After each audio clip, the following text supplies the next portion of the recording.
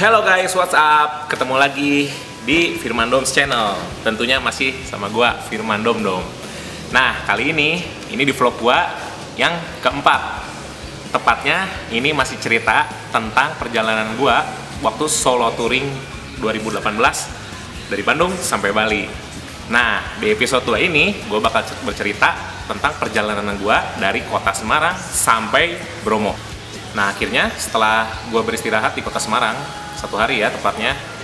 Nah, ini hari kedua, gue berangkat pagi-pagi, mungkin sekitar jam 7 ya. Gue udah prepare siap-siap dan gue berangkat. Oke, pagi bro, sekarang gue masih di Semarang. Gue mau berangkat pagi ini nih, perjalanan gue ke Bromo. Oke, sampai ketemu di perjalanannya.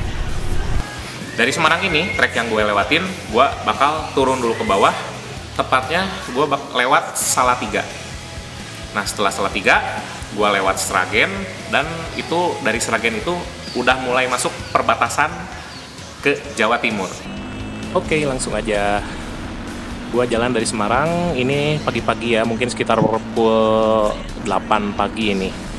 Nah, perjalanan gue ke arah Bromo melewati kota Sragen, Ngawi, dan Nganjuk.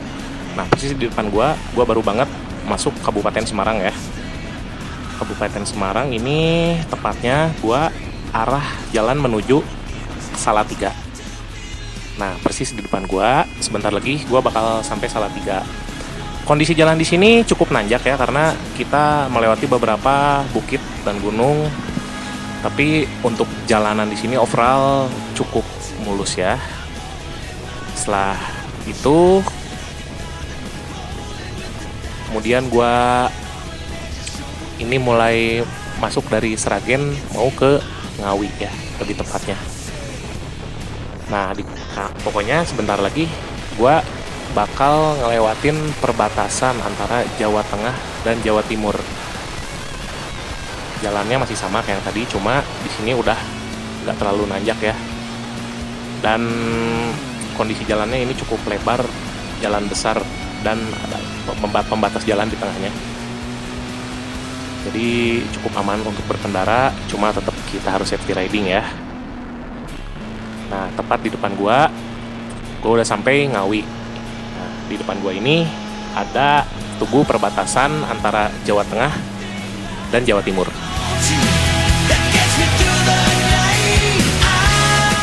Halo guys, oke, gue baru sampai Jawa Timur. Ini perbatasan ya.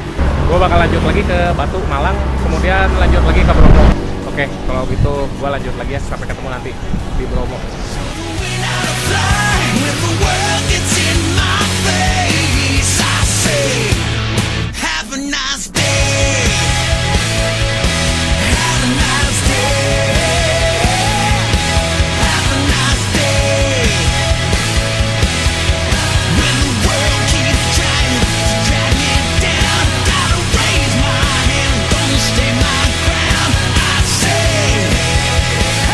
Di sini gue bertemu rombongan brother-brother yang lain dari Jakarta. Kebetulan gue di sini sempat ngobrol sama mereka, dan mereka sedang melaksanakan perjalanan dari Jakarta mau ke Lombok. Halo, gue baru nyampe daerah apa tadi namanya? Sarudan. Sesudah Madiun ini, gue tadi jalan dari Sragen berarti ya, lumayan, dan treknya kebanyakan lurus. Ya, ada sedikit berbelok dan jalan berlubang. Udah pasti banyak truk besar dan panas banget, juara panas. Kayak banget. Oh ya, ini gue lagi ketemu brother kita dari Jakarta. Halo, ini dengan Om Rahmat. Ya, ini Om siapa ini? Om Yusuf. Oke. Yang brother yang lainnya. Itu lagi mana tuh? Lagi kamar mandi. Oke. Ini Om rencana ke Lombok ya? Lombok, pernah ke Lombok semua. Ini buat acara bakso. Oh, alhamdulillah. Subhanallah. Sip, mantap.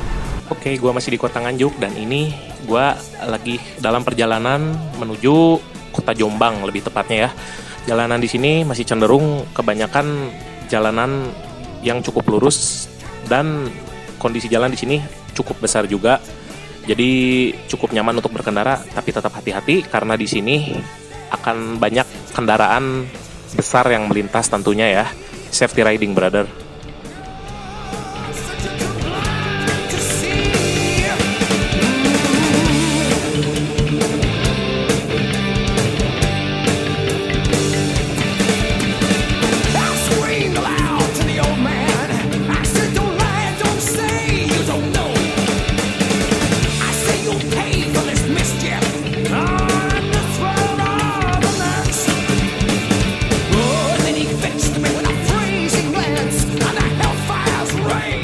setelah sampai Mojokerto, gue sampai ini daerah perbukitan juga ya, itu namanya Trawas.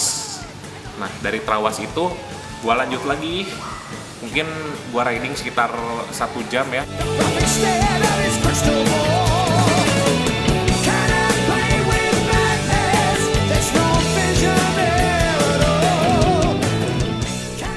Oke, setelah gue melewati kota Jombang dan Mojokerto, gue ambil jalur arah ke selatan ya, tepatnya belok kanan, dan gue melewati yang namanya daerah ini Trawas. Nah, daerah Trawas ini sudah mulai masuk daerah perbukitan ya, dan jalan di sini cenderung lebih kecil daripada jalan yang tadi, karena kalau yang tadi itu masih jalur provinsi dan jalur utama. Nah, kalau ini kita udah masuk jalur-jalur kampung ya. Di sini jalannya terus nanjak dan nanjak. Cuma jalan di sini overall mungkin 90% bagus, karena nanti di depan gue bakal bertemu beberapa jalan yang mungkin belum dapat perbaikan ya. Dan itu juga kita harus lebih berhati-hati tentunya, karena untuk jalan yang jelek seperti ini ya kurang nyaman juga buat berkendara ya tentunya. Dan di sini tuh banyak butiran ya pasir di jalan, dan itu cukup berbahaya ketika kita akan menikung dalam kecepatan tinggi. Maka dari itu di jalan yang kondisi seperti ini kita harus lebih kontrol kecepatan. Dan banyak banget juga warga yang melintas, tetap harus waspada ya di sini. Nah, ini udah dekat ke Bromo.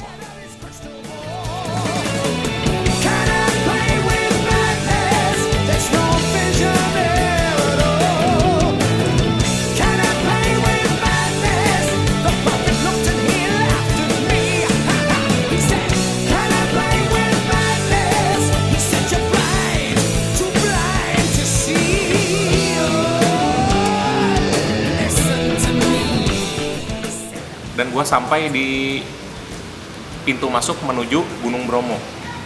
Itu di tempat namanya di Wonokitri. Itu mungkin dari arah Kota Malang ya. Sebenarnya gue udah janjian sama teman-teman dari KTM user ya, lebih tepatnya nama komunitas itu Drop ya. Kebetulan ketika gue sampai di Wonokitri itu udah malam dan langit pun udah mulai gelap. Ternyata teman-teman gue yang lain mereka stay di tempat penginapan arah masuk dari Situ Bondo. Nah, dari trek yang gue laluin dari Wonokitri itu, gue harus nyebrang dulu lautan pasir. Nah, gue nggak mau ambil resiko di sana karena kenapa?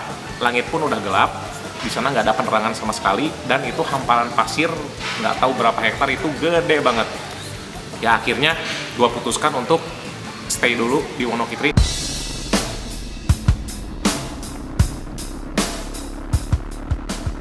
Setelah gue bermalam 1 malam di Wonokitri, akhirnya gue melanjutkan perjalanan untuk bertemu teman-teman dari Drop Indonesia ya.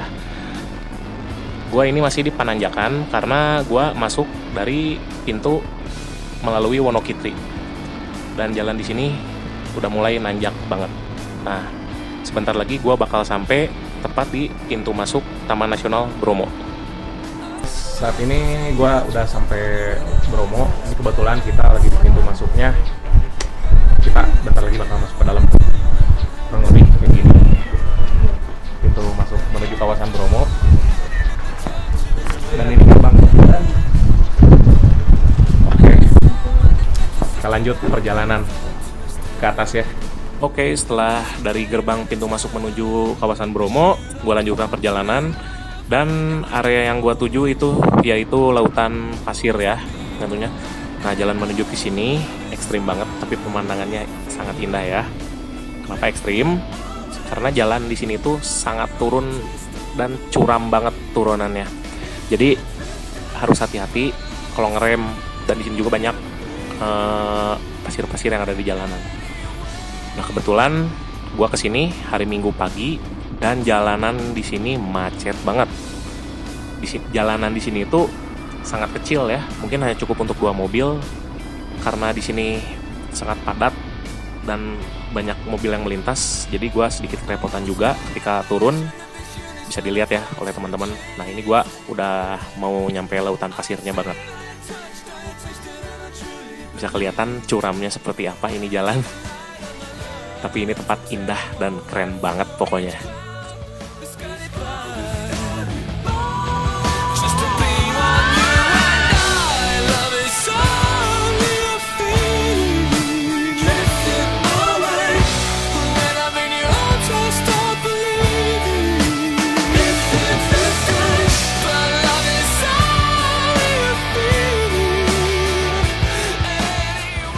Akhirnya gue sampai di lautan pasir dan gue melihat savana yang begitu indahnya.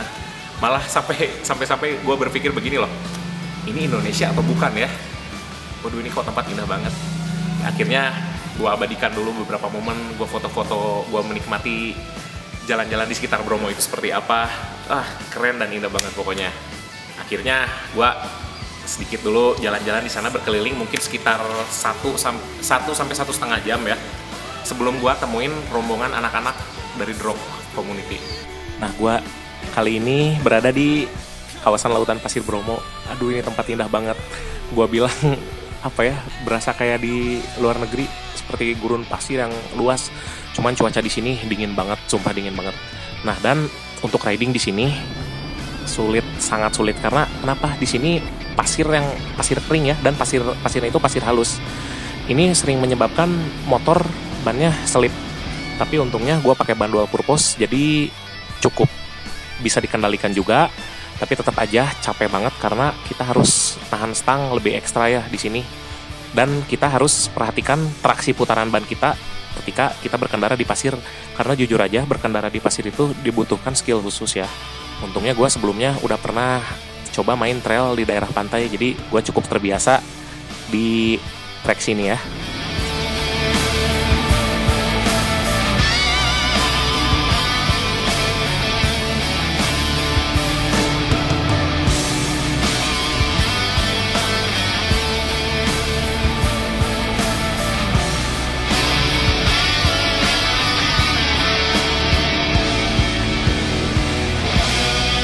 Nah, akhirnya setelah dari lautan pasir itu, gue lanjut jalan ke villa ya, lebih tepat.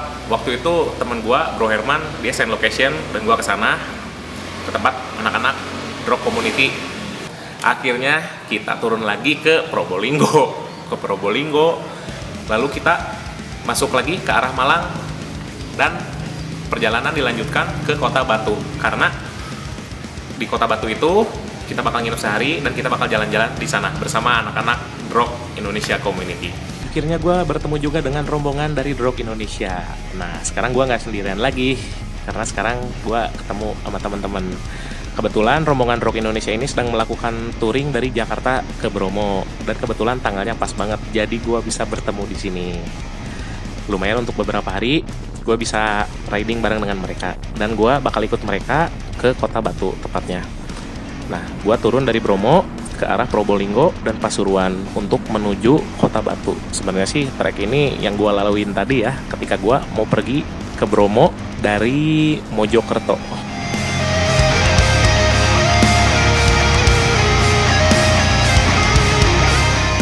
Say hello dulu ke kamera. Yuk. Halo. Oke, sama Drop Jogja juga, Raya. Yuk.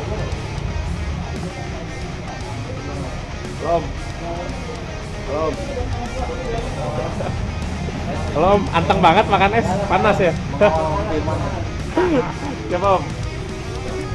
Banyak banget, berapa motor nih? Wah, kira-kira 200 motor ya? 30 lah. Iya. Banyak banget motornya. Belum ada rombongan di sebelah sana juga.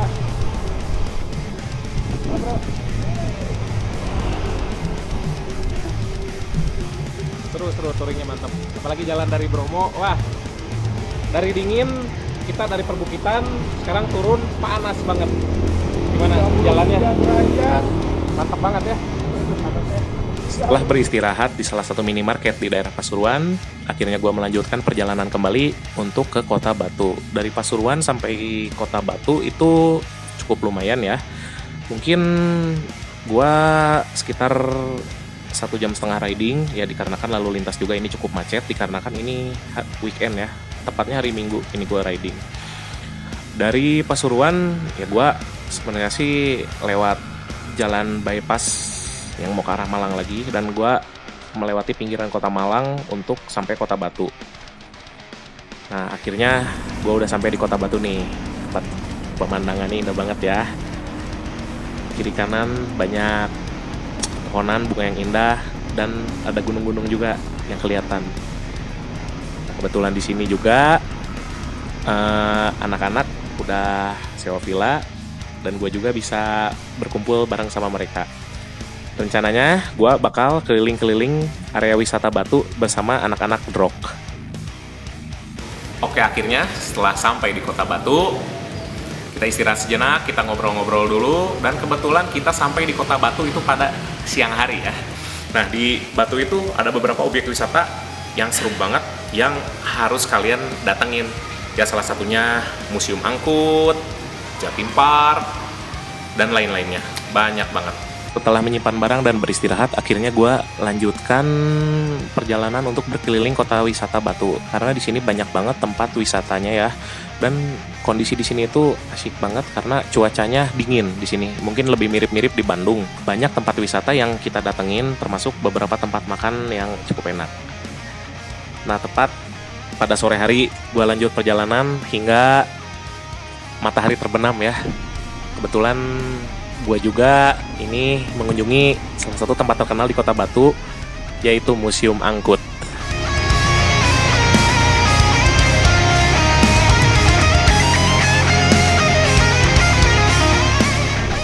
Jadi gini ya, anak motor kalau berwisata kayak gimana? Nora-nora begini lah. Masa kecil kurang bahagia. Nora-nora. Biasanya kan dikasih jalan touring ke gunung atau pantai gitu. Kali-kali sekarang kita datang ke tempat wisata ya. Oke. Sambil kelaparan. Lapar. 2 jam lagi tutupnya, keren. 2 jam lagi. Ya kita makan jam 10 lah. Puasa dulu. Akhirnya setelah gua jalan-jalan di Kota Batu bersama anak-anak Drop Community, gua berencana beristirahat dulu 1 malam, dan rencana gua besok gua bakal lanjut dari Kota Batu sampai Bali. Nah, jarak gua berangkat nanti dari Kota Batu sampai Bali itu tepatnya sampai Seminyak ya. Sampai Seminyak itu mungkin kalau di total-total semuanya sekitar 460 km. Nah, itu cukup jauh juga. Berhubung gua bakal lewat selatan, gua bakal turun ke Panjen, dan gua bakal lewat Lumajang, Jember, Banyuwangi, dan Bali. Oke, nanti itu di episode selanjutnya bakal gua ceritain pengalaman lewat jalur selatan Jawa Timur yang keren banget. Oke, jadi terus pantengin ya channel Firman Doms. Jangan lupa teman-teman untuk subscribe, like, komen, dan kalau teman-teman suka dengan apa yang gue ceritain, teman-teman bisa share juga. Oke, di akhir kata gue ucapkan terima kasih. Selamat tinggal.